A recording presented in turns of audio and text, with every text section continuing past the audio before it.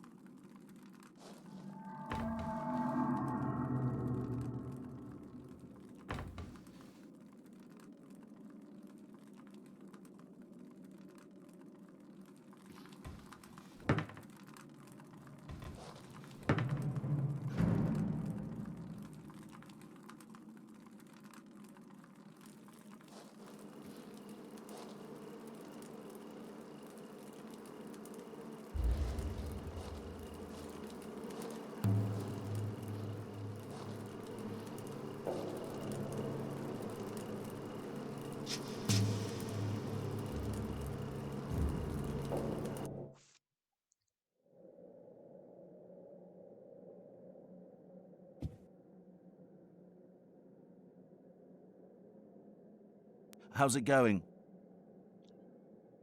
All done. Here you are.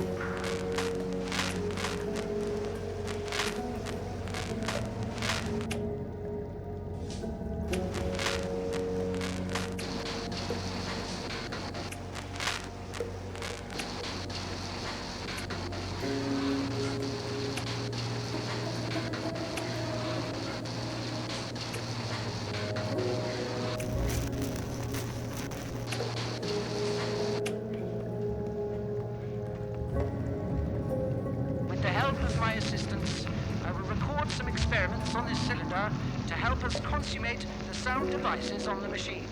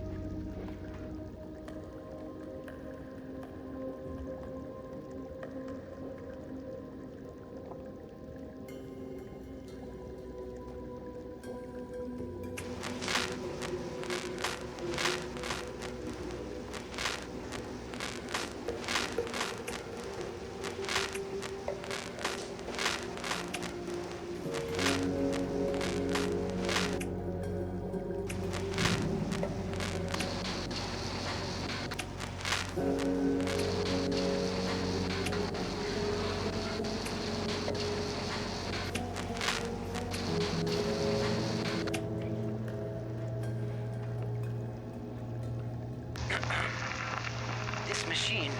That damned tool of the demon. It is a damned connection to the other world.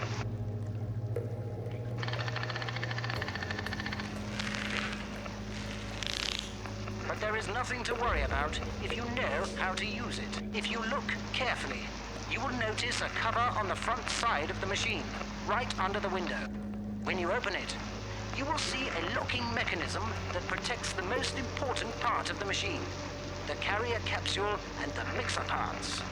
The capsule is the part for the remnants of the one you are seeking to summon from beyond.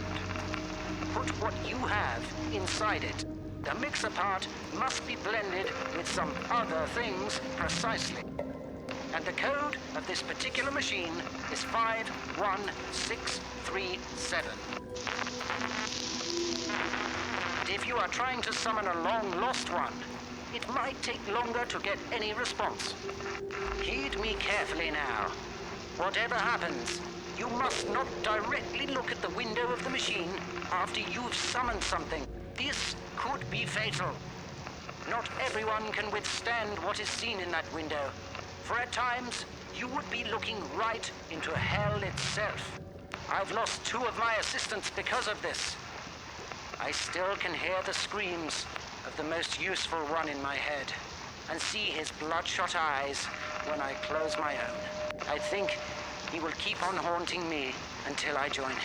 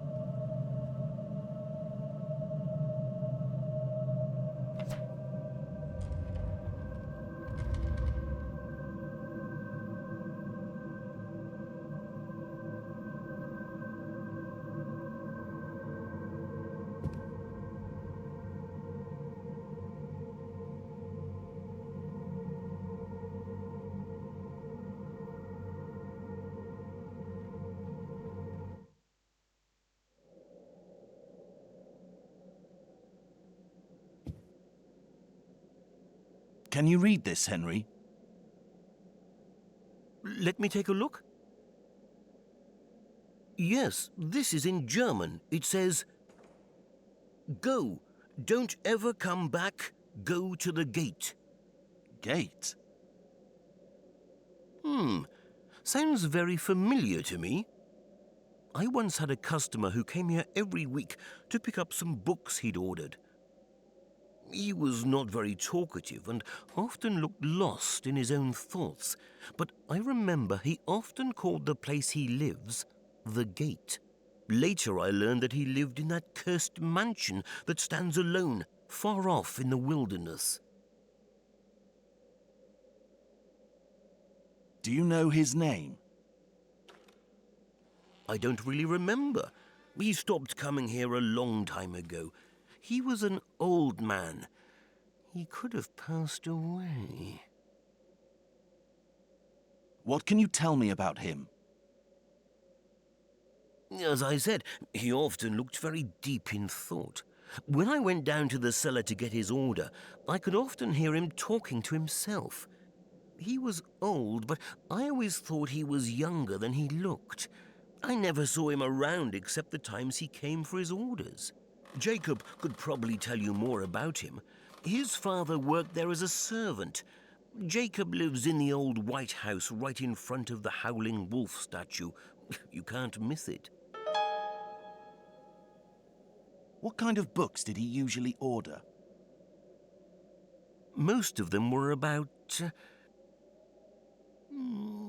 magic, astrology, occultism, and demonology. And I remember those books were very hard to get. Sometimes it took weeks to find a particular one. Some of them were written in languages I'd never even seen before. Why did you call that mansion cursed? Just out of habit, really. Around here, everybody calls it that because of their primitive superstitions. I don't actually believe them myself. Thanks for the info, Henry.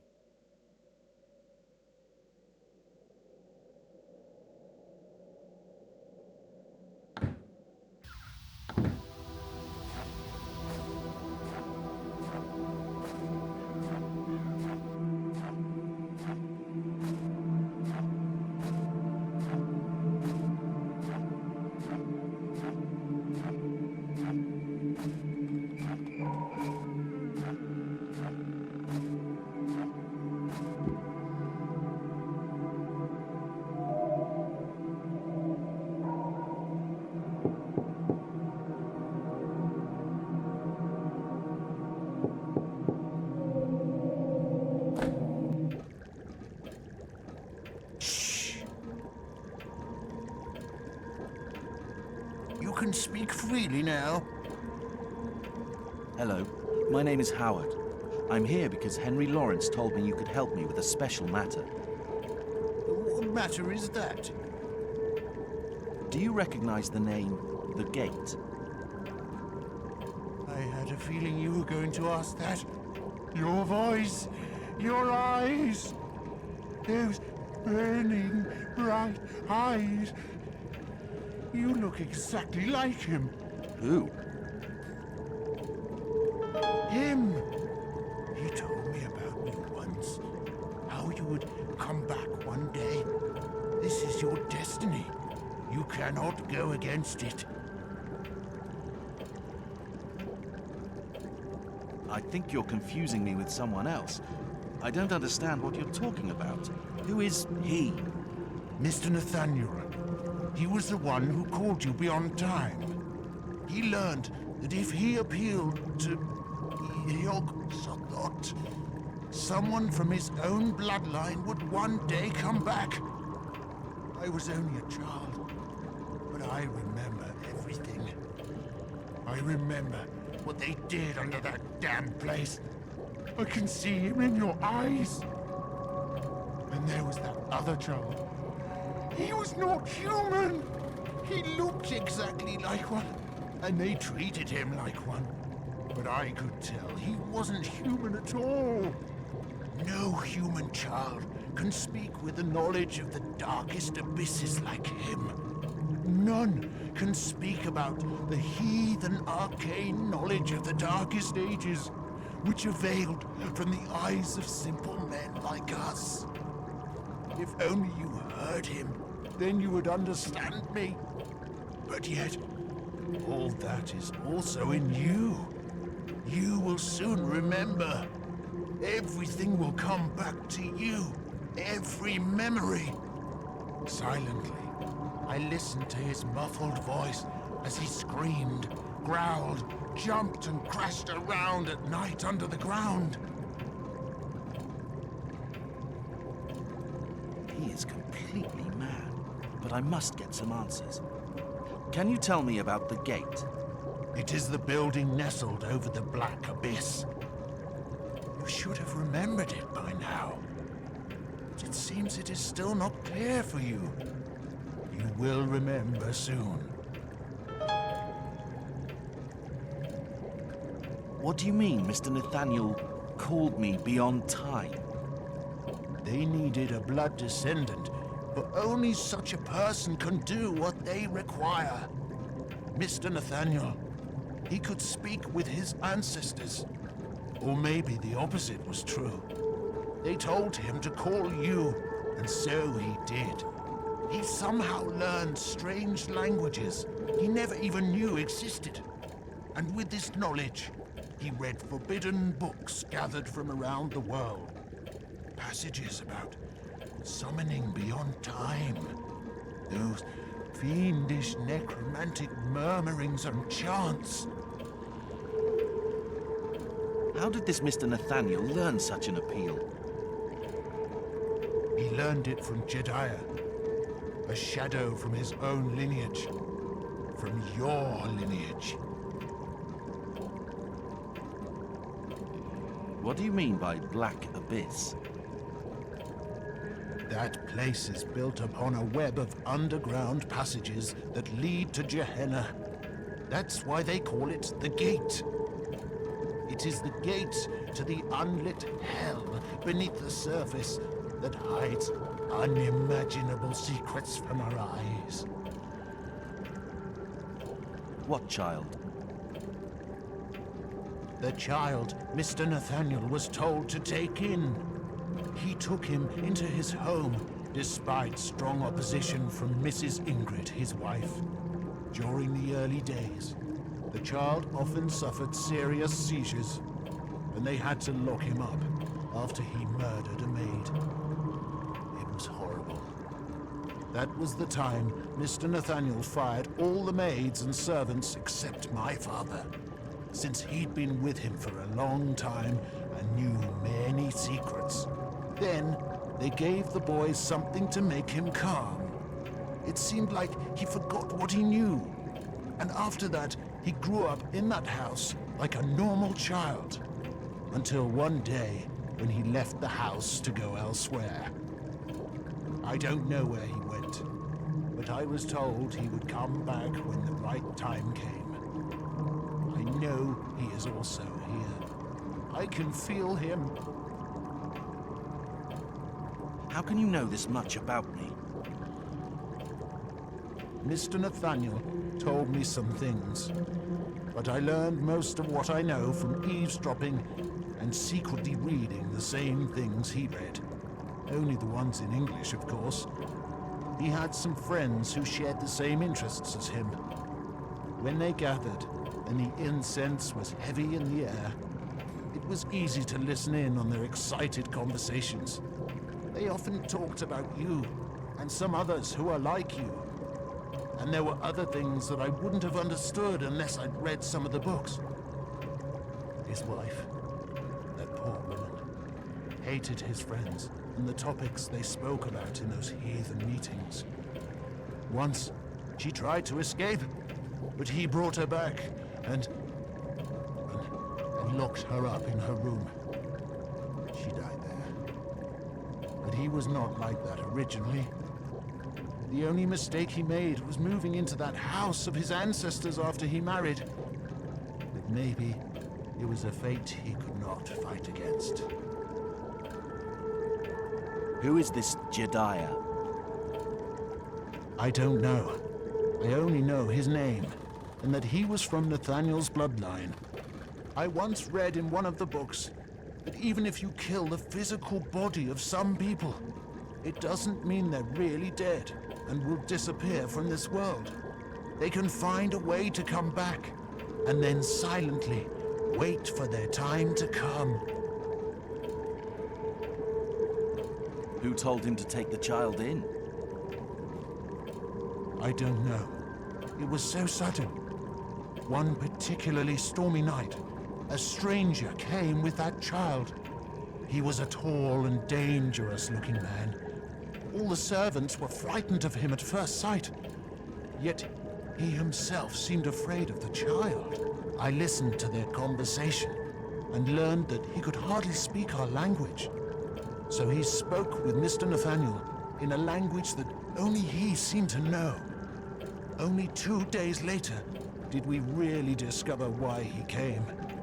He'd brought the child from a distant place for Mr. Nathaniel to raise, and he accepted the boy in without hesitation.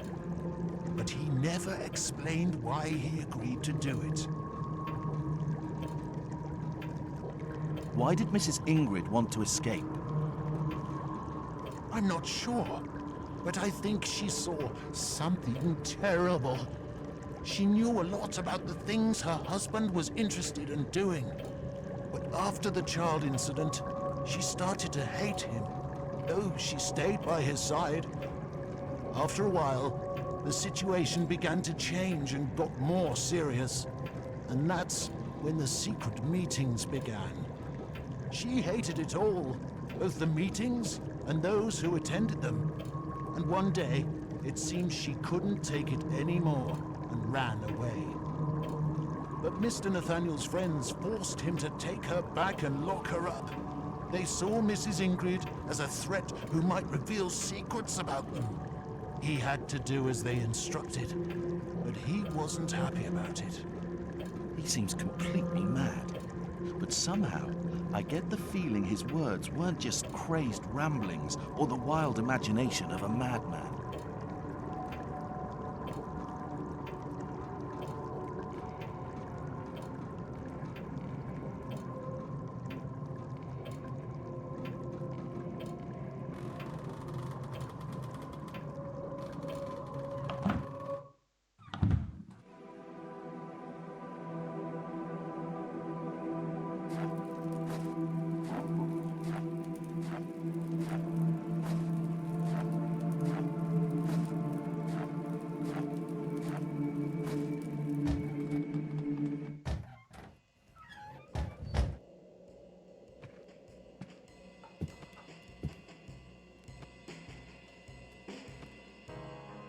I heard some unpleasant rumors about a mansion outside of town. What can you tell me about it? It's out in the wilderness, about 30 miles from here. I've never been there, but I remember an incident that occurred right here in this inn. I was just a kid at the time. One night, an old woman with a dark veil covering most of her face came from that house and stayed here a short while, until she was forcefully taken back by a group of old men with fake beards. Nobody knows who they were, but it was obvious she had secretly escaped from them. I think she was waiting for the train to take her away from here. But they took her back against her will. I was very young then, but I remember it like it was yesterday. When she saw them, she shrieked with fear. Some words were in Latin, I think. We never heard of her again. I've also heard some very bad stories about barbaric rites that take place at particular times of the year. That's why nobody wants to visit that house. It's empty now, but most of the people are afraid even to go too near it anymore. Very interesting. How can I get there? It's impossible to get there on foot at this time of year. Roads will be covered with snow, and it would be too dangerous to walk through the woods full of hungry wolves. I think maybe Herbert could help you. He passes near it because of his work. What room did the lady from that mansion stay in? I can't remember precisely, but she stayed in one of the rooms on the first floor. Where can I find this Herbert? You're in luck. He's right back there, eating alone. Thanks. If you want, I can speak with Herbert for you. He doesn't like to speak with strangers, but I'm sure I can persuade him. That would be great.